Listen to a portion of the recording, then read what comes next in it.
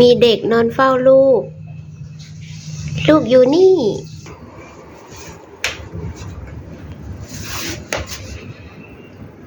เด็กไม่อยากอาบน้ำเมื่อ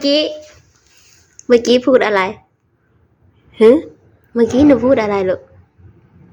จะพูดอะไรคะมันกลมขนาดนั้นก็ยืนกินจะกว่าเมื่อเห็นข้าวเหนียวเมื่อเห็นมันยากกินลูกกินแล้วจะได้ไปเที่ยวกันมีพรและสิพาจะไปเที่ยวกินต้มผักลูก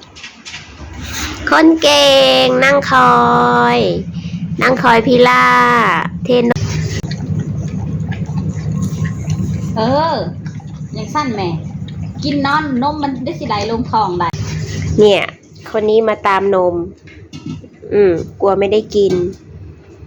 ต้มผักลูกคนเก่งนั่งคอยพี่ล่าเทนมให้คุณรักคุณหลงกุมารมันย้อนสอน